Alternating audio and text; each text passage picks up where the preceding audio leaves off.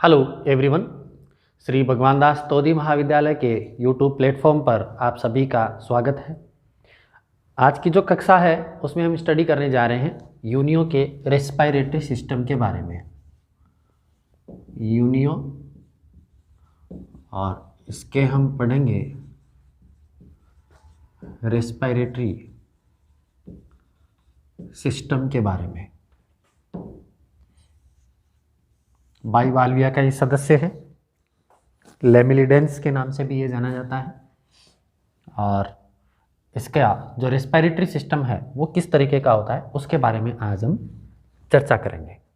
देखिए, जैसे हम देखते हैं इसका, अगर आप इसका लेटरल व्यू देखेंगे तो लेटरल व्यू में ये इनकरंट साइफन है और ये है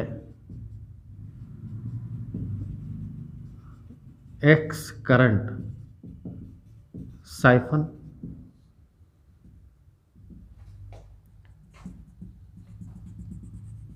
ये जैसे इसकी आउटर स्ट्रक्चर है।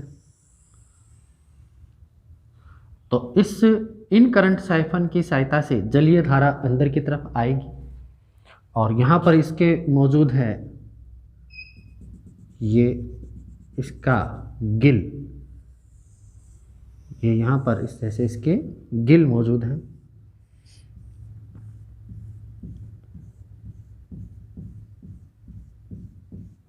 तो होगा क्या कि इस जगह से इनकरंट साइफन से जब जलीय धारा अंदर की तरफ आती है तो यहीं पर इसका माउथ अपर्चर मौजूद होता है।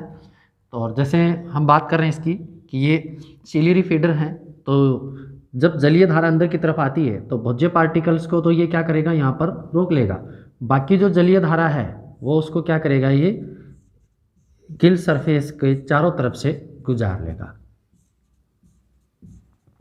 जब इन गिल से जलीय धारा गुजरेगी तो यहाँ से ऑक्सीजन और कार्बन डाइऑक्साइड का जो आदान प्रदान है, ट्रांसपोर्टेशन है, वो कार्य ये करवा लेता है।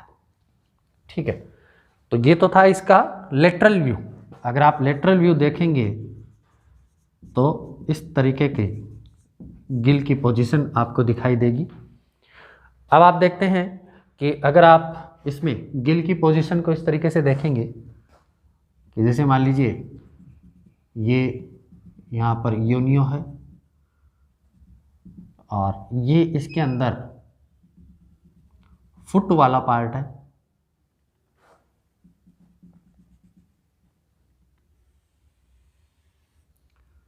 जैसा कि हमने इसके क्लासिफिकेशन में पढ़ा था कि ये यू लेमिली ब्रेंकिया के नाम से जाना जा रहा है, जिसमें 2.5 गिल मौजूद हैं।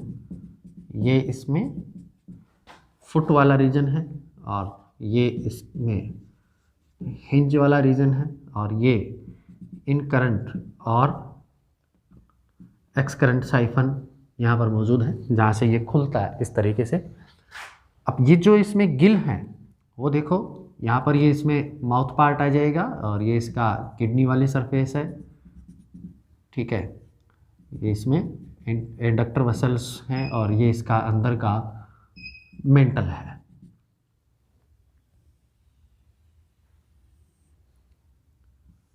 ये केवल आपको समझने के लिहाज से है, ये इसका मेंटल है। तो यहाँ पर इसमें जो गिल हैं वो किस तरीके से पोजीशन रहते हैं,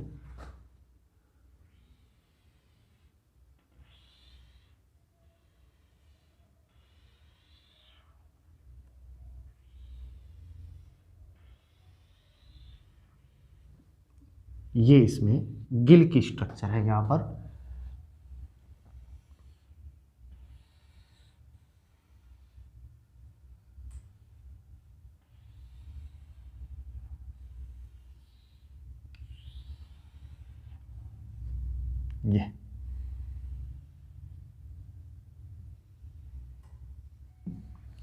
ये जो आपने देखा है कि इसमें जो मेल मेंबर्स जो पर्स रखते हैं उन पर्स की भांति इसके गिल मौजूद होते हैं। पर्स के अंदर जैसे और अंदर की तरफ जो फिलामेंटस या फिलामेंट मौजूद होते हैं, आपको मैं एग्जांपल दे देता हूँ।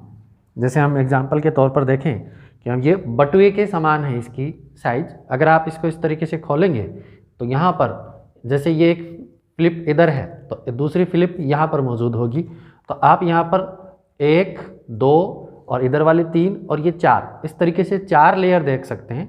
तो ये जो अंदर वाली लेयर है ये इनर लेमिला के रूप में जानी जाएगी और ये बाहर वाली जो लेयर है ये आउटर लेमिला के रूप में जानी जाएगी।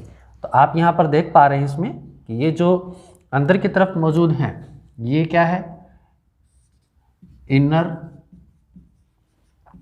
लेमिला है, और ये जो आप देख रहे हैं ये है आउटर लेमिला। अब इसमें आपने देखा कि ये एक गिल पूरा, दूसरा गिल पूरा, लेकिन तीसरा गिल अधूरा। ठीक है, 2.5 गिल यहाँ पर मौजूद हैं और इनकी पोजीशन के आधार पर ही इसको क्या कहा जाता है, यूलेमिली ब्रेंकिया का सदस्य कहा जाता है इसको। ठीक है, अब ये जो इसमें गिल है, इस गिल की आउटर स्ट्रक्चर आप देखेंगे, ये इसमें है फुट पार्ट। यही फुट पार्ट क्या करता है, ये मस्कुलर होता है और ये क्या है, इस मस्कुलर एक्टिविटी के फलस्वरूप ये इस फुट को यहाँ से बाहर निकाल लेगा जब इसको मूवमेंट करना होता है, गति करनी होती है तब। बाकी ये क्या करता है, जब इसको रेस्पायरेशन करना हो या भोजन ग्रहण करना हो तो क्या होगा, यहाँ पर इनकरेंट साइफन से जलीय धारा को अंदर की तरफ खींच लेगा और उसके बाद में ये इसको बंद कर लेगा। यहाँ से जैसे ये बंद करेगा, बंद करने के बाद पूरे गिल यहाँ से भीग जाएंगे और भीगे हुए गिल में क्या होगा, फिर वो ऑक्सीजन और कार्बन डाइऑक्साइड का ट्रांसपोर्टेशन जो है विसरण विधि के द्वारा करवा लिया जाएगा और फिर उसके बाद में ये क्या करता है, इस जलीय धारा को एक्स करंट साइफन से बाहर निकाल देता है। तो इसमें मूल रोल जो है वो दोनों तरफ मौजूद जो गिल हैं उन्हीं का है। तो गिल की जो स्ट्रक्चर आप देखेंगे, आउटर जो इसका व्यू है गिल का, वो किस तरीके का दिखाई देता है वो आप देखिए, इस डायग्राम में आपको समझ में आएगा।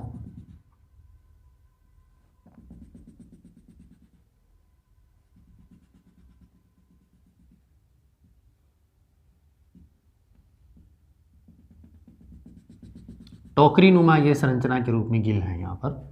आउटर व्यू इसका जब आप देखेंगे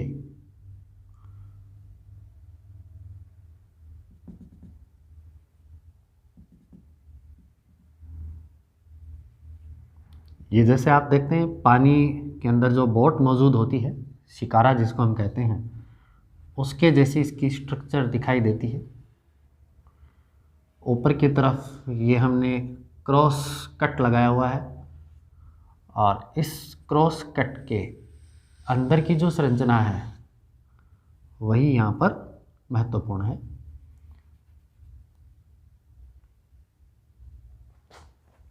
ये कहलाता है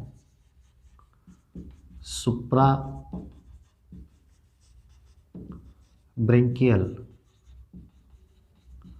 चैम्बर और यहाँ पर मौजूद हैं नीचे की तरफ लेमिला, और वो जो लेमिला हैं वो इस तरीके के दिखाई देते हैं।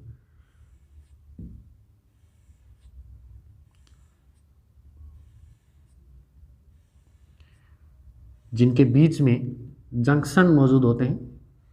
अब ये लेमिलर फिलामेंट हैं, इसलिए इनके मध्य जो जंक्शन मौजूद होगा वो इंटरफिलामेंटल जंक्शन के रूप में मौजूद होगा।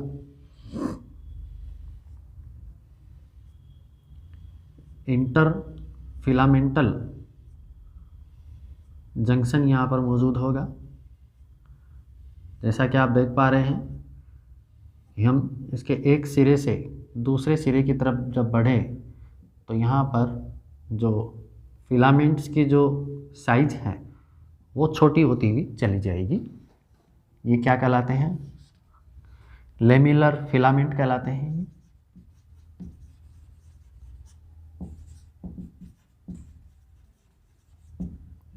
जूलॉजी में ये इम्पोर्टेंट है कि आप अगर डायग्राम को अच्छे से समझ लेंगे तो आप उसकी थ्योरी आप आसानी से लिख सकते हैं। ये जो लेमिलर फिलामेंट हैं, इन लेमिलर फिलामेंट के बीच में यहाँ क्या होता है, इस तरीके से स्पेस मौजूद होता है।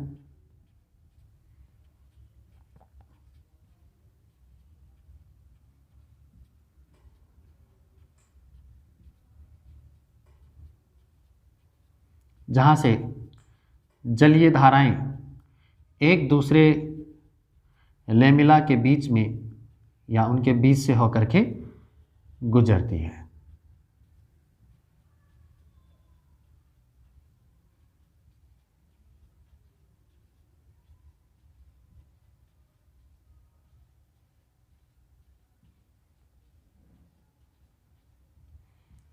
ये सभी के अंदर मौजूद है।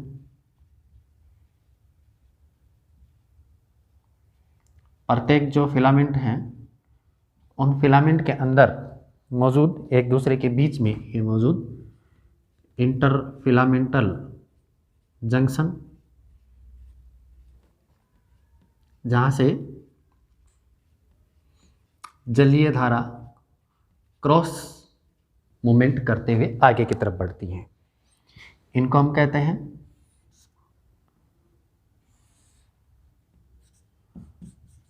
इंटर, एक दूसरे लेमिलर फिलामेंट के बीच में है इंटर फिलामेंटल या इंटर फिलामेंटल या लेमिलर जंक्शन। और ये जो सुप्रा ब्रेंकियल चैम्बर होता है, इसके बीच में यहाँ पर बनी रहती हैं वाटर ट्यूब्स। इस तरीके से यहाँ पर सांचे बने रहते हैं, जिनको हम कहते हैं वाटर ट्यूब्स। इनके अंदर पानी भरा रहता है, ये कहलाते हैं वाटर ट्यूब्स। और दोनों वाटर ट्यूब के बीच में यहाँ पर भी क्या है, स्पेस मौजूद है। ठीक है, और ये स्पेस क्या कहलाता है, वाटर ट्यूब के बीच में मौजूद सुप्रा ब्रेंकियल चैम्बर के अंदर मौजूद इंटरलेमिलर जंक्शन जो है यहाँ पर, ये इस नाम से जाना जाएगा। मतलब ये है जंक्शन बिटवीन वाटर ट्यूब्स। ठीक है, तो ये हम कह सकते हैं कि प्रत्येक फिलामेंट के बीच में मौजूद इंटरफिलामेंटल और यहाँ पर मौजूद जो इंटरलेमिलर जंक्शन है, इन जंक्शन से ही क्या होता है कि जलीय धारा जो है वो इनको भिगोते हुए, इनको जब इनमें से गुजरेगी तो यहाँ से ऑक्सीजन और कार्बन डाइऑक्साइड का आदान प्रदान यहाँ से करवा लिया जाएगा। अब इसमें आगे हम देखते हैं कि एक गिल जो है उसका क्रॉस व्यू कैसा आपको दिखाई देगा। अगर आप केवल सिंगल गिल की बात करेंगे तो वो सिंगल गिल आपको किस तरीके का दिखाई देता है।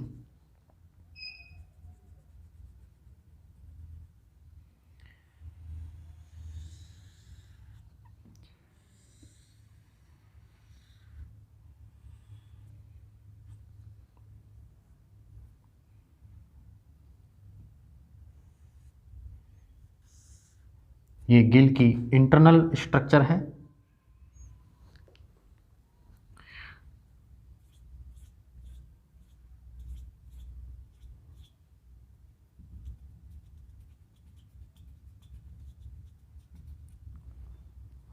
और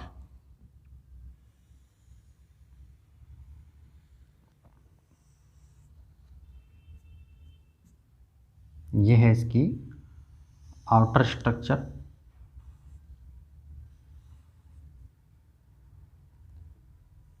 अगर आप एक गिल का क्रॉस व्यू देखेंगे,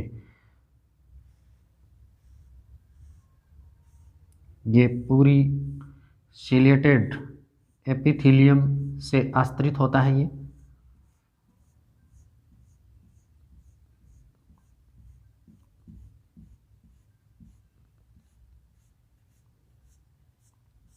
जिसके चारों तरफ मौजूद होते हैं सीलिया, इसलिए ये स्ट्रक्चर सीलिएटेड एपिथेलियम के रूप में जानी जाएगी।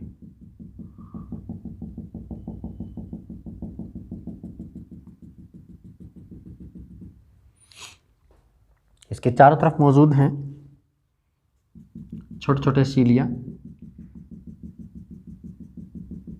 प्रत्येक गिल जो है उसके चारों तरफ ये मौजूद जो सीलिया हैं वो जल का फ्लो बनाए रखने के लिए रिस्पॉन्सिबल होते हैं। हम ये कहेंगे कि वाटर करंट प्रोड्यूस करने के लिए इसके अंदर ये सीलिया मौजूद होते हैं, और इन सीलिया में भी कुछ स्पेसिफिक सीलिया यहाँ पर मौजूद हैं जो कि इसको विशिष्ट बनाते हैं। यहाँ पर 3 अलग अलग प्रकार के सीलिया मौजूद होते हैं।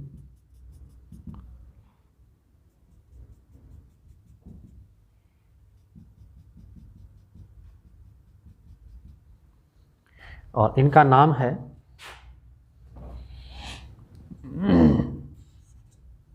ये कहे जाते हैं फ्रंटल सीलिया, और ये हैं लेटेरो फ्रंटल सीलिया। ये है यहाँ पर लेटरल सीलिया, और ये है कंप्लीट रूप से मौजूद सीलिएटेड एपिथेलियम, जो कि ऑक्सीजन और कार्बन डाइऑक्साइड के आदान प्रदान के लिए जिम्मेदार हैं। अंदर की तरफ इसमें मौजूद हैं यहाँ पर ब्लड वेसल्स, जो कि डीऑक्सीजनेटेड ब्लड को लाती हैं और ऑक्सीजनेटेड ब्लड को ले जाती हैं। ठीक है, यहाँ अंदर की तरफ इसमें मौजूद हैं इस तरीके से एक जोड़ी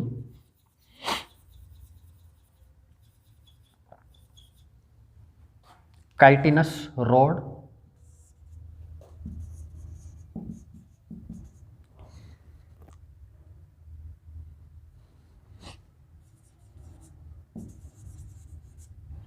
जो कि इसको आलंबन प्रदान करती हैं, आधार प्रदान करती हैं और इसके मूवमेंट के लिए उत्तरदायी हैं।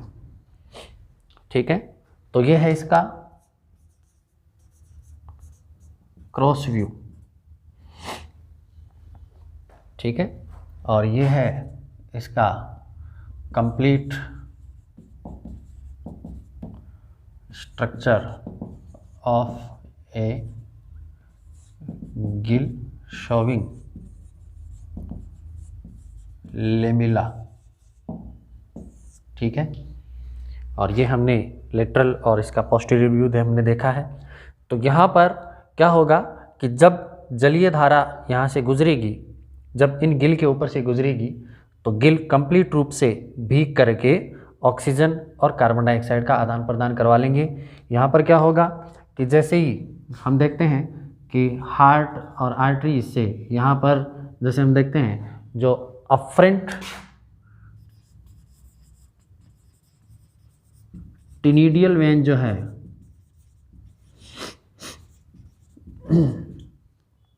वो आएगी किसके पास, गिल या फिर टिनिडियम के पास।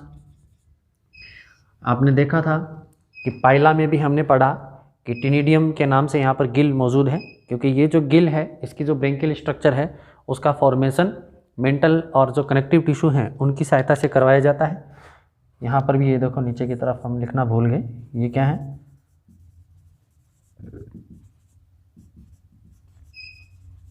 कनेक्टिव टिश्यू है। तो यहाँ पर क्या होगा, जैसे ही गिल के पास ये अफ्रेंट टिनिडियल वेन आएंगी, यहाँ से ऑक्सीजन और कार्बन डाइऑक्साइड का आदान प्रदान करवा लिया जाएगा। आदान प्रदान करवाने के बाद में यहाँ से एफरेंट टेनिडियल वेन जो है वो ब्लड को लेकर के वापस चली जाएगी। तो हम कह सकते हैं कि अफरेंट टेनिडियल वेन के पास जो ब्लड था वो डीऑक्सीजनेटेड था, और एफरेंट जो टेनिडियल वेन है उसके पास जो ब्लड है वो क्या है कि ऑक्सीजनेटेड है।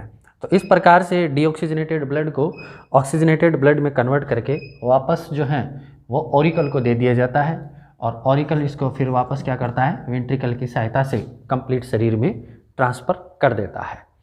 तो ये है इसमें कंप्लीट स्ट्रक्चर इसके रेस्पिरेटरी सिस्टम की।